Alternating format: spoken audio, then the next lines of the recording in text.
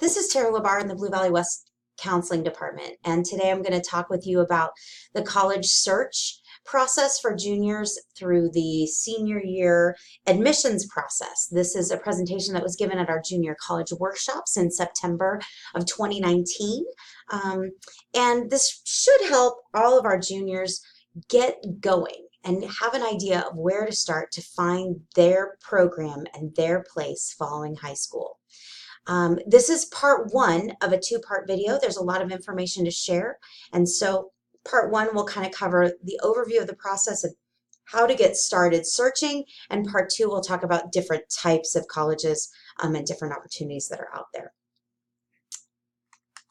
So we're going to start off with talking about four-year college admissions process and kind of at a baseline what all universities require and then what items could be required for more selective institutions.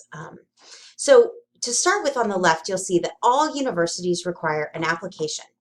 All universities typically require an SAT or ACT test score unless they're called a test optional school, and that is becoming more frequent. When they're test optional, typically they'll require another essay or something in lieu of that ACT or SAT test. But most colleges still require that ACT or SAT test score, and then they require your high school transcript or your record from high school, which includes courses and grades. Now, the more selective a school gets, the more they may require some additional information. They may require a minimum GPA for admission. They may require an essay. They may require a teacher recommendation. They may require a secondary school report or a counselor recommendation or even a resume. Selective schools will also have application deadlines. They could use early application programs like that. And so you'll see a lot of those things, but that typically comes with the more selective universities. When we look at trade schools and two-year schools, some things are the same, but a lot of it is really different. Most schools use an open admission policy or a rolling admission policy, meaning you can apply for community colleges especially, you can apply anytime through the year. You apply, and then when the enrollment season opens for the next session, you can sign up. Trade schools sometimes will have a cycle as well. They may be more limited on, applying in the spring and starting in the fall or something like that, or they may have two different sessions that throughout the year that are starting new folks. Typically, they need that high school diploma. All of these programs, trade schools and two-year schools alike, will need a high school diploma or a GED. And then they need you to complete that application. Usually spring of senior year is a good time to complete that if you're looking at trade schools or two-year schools. In general, they don't necessarily need a minimum GPA. Johnson County Community College does not have a requirement for a minimum GPA. And in general, they do not necessarily need ACT or SAT test scores. Although at community colleges, you can use these scores in lieu of placement exams. It's important to know, though, if you're thinking about trade school or two-year school immediately following high school, ACT is not going to be a requirement. With trade schools especially, experience is not necessary. Trades programs are designed to start you from the beginning. In fact, some of the programs you can get hired on in the industry, and then they'll pay for you to go get the training that they want you to have. So those are different avenues to look into if you're thinking about going into welding or plumbing or electrician, construction trades, etc. So students who are wanting to start at the community college and then transfer to a four-year institution, again, getting that four-year degree, but then thinking about staying home, starting at Johnson County or starting a two-year program, saving some money, will not need that ACT or SAT score. That transfer admission process is different, and it's based on your progress at the community college. And so, the ACT and SAT score is typically only needed if students are wanting to go straight into a four-year university. Now, one thing that's important to note here is that while our Blue Valley community sometimes seems more focused on four-year university paths following high school, I want you to know that your Blue Valley West counselors are not. And we are focused on what your student wants to do, what fits you the best. And so we're going to talk to our juniors about whatever they want to follow, whether that's a highly selective school, or whether that's the process of going out and working for a year or so before they go to college, and everything in between. Um, we are passionate about letting students find the right path for them and getting that diploma and then finding those next steps. So it's really important. While the rest of this presentation will likely focus more on those four-year schools, please know that in the counseling department, we're ready, we're trained, and we're excited to help your student find whatever path fits them best. And a lot of times it's working with a family to find that path too. So moving on, if we talk about the college search, it's really important to know that there are over 4,000 colleges across the United States. And the reality is you haven't heard of most of them. And the way I try to illustrate this is if you think about how many colleges could you name off the top of your head. And in fact, I do this in the room too. I think we kind of crowdsource this. How many colleges do you think we could name together? And in a room of 40 people, 50 people, we still could probably only come up with a list of 100, 200 schools. And we're smart people, right? Even me, I've been to a lot of schools. I've been doing this job for a really long time. I can't come up with a list. I couldn't even come up with 500 colleges. I couldn't.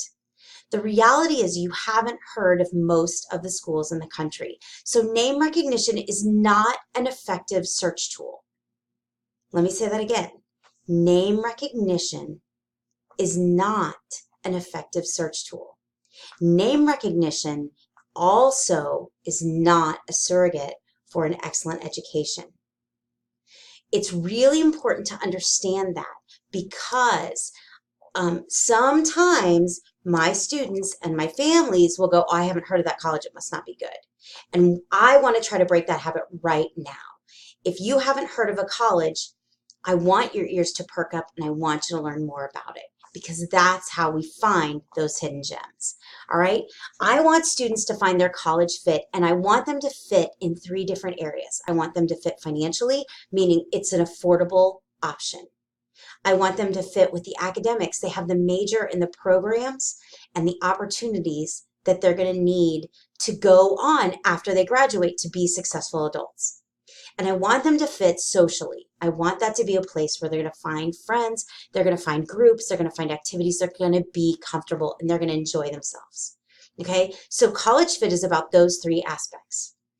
All right, so at the bottom line, college searching, it's more than a brand name. It's more than a top 10 list. It's more than a good basketball team. It's okay to get started. I will tell you, I'm not a big fan of rankings at all.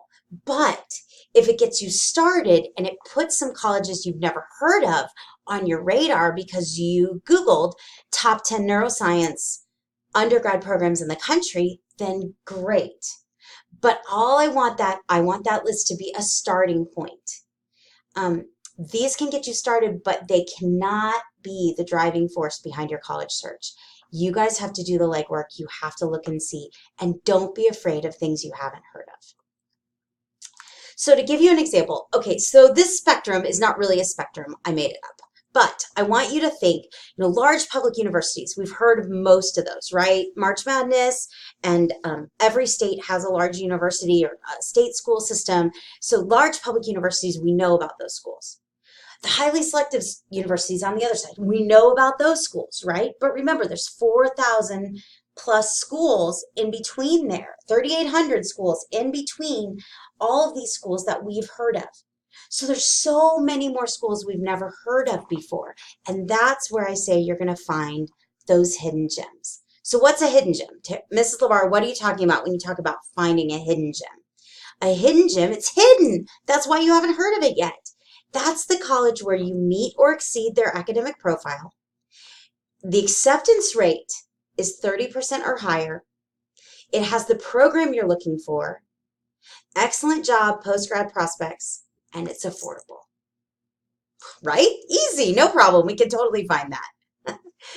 But the reason why they're hidden is not everybody knows about them. And that's why you have to look a little bit harder.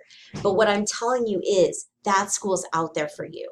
It's affordable. It has great opportunities, great education, great connection with professors, great internship opportunities.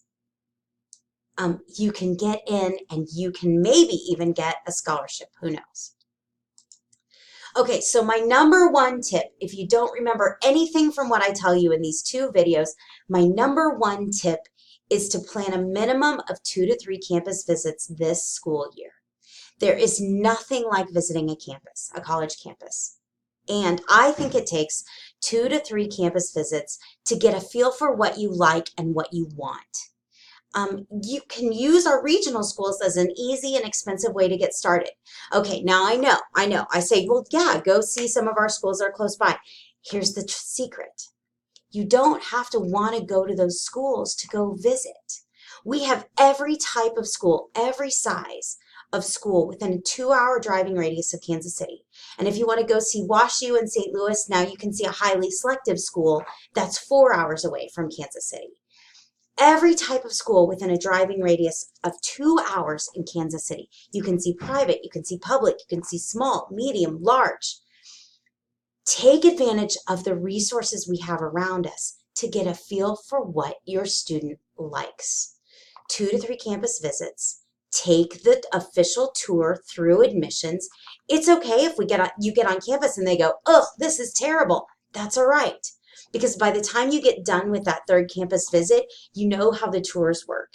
You know what questions to ask. And all of a sudden you'll see your student, or parents will be looking at each other going, "Oh my gosh, remember this school? That was so much better there." Or, "This is so much cooler than the one we visited last time." And all of a sudden everybody's asking questions and engaged and really feeling a lot more comfortable about the college process. Also, during junior year, plan these visits around family trips, spring break, days off school, or just take a day off and go. It's okay. You can go and visit KU in Lawrence and Baker University in Baldwin City on one day. Take a drive out and go see Pittsburgh State to see what a medium public school looks like. So take advantage. The cool thing about it right now is you don't have to be in a hurry. You've got all year to make a plan, but I really want every junior family to go and visit a couple different places this school year. And I think it's important for both students and parents. This is the best way to get comfortable about the college admissions process too. Also, be an informed consumer. Would you only test drive one car if you were shopping for a car to buy? Absolutely not. You would go and drive a couple different cars. Well, colleges are more expensive than cars. So make sure you get on campus and figure out what you like and what's going to work for you. And then also visit different types of schools. Every single one of my juniors says they want to go to a large public university. Every single one of them.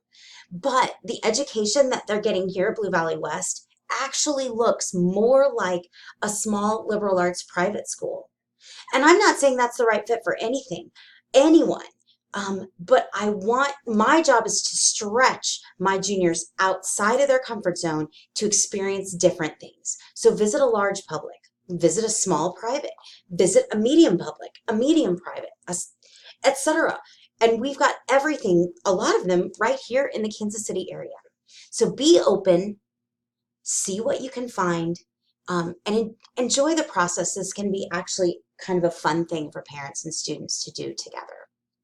This is going to end part 1. The next part is going to go into different types of colleges. I'm going to give you examples of different types of colleges, talk a little bit about scholarships and in-state and out-of-state tuition and things like that. So that's going to all be in part 2 of the college searching presentation. Thanks for listening.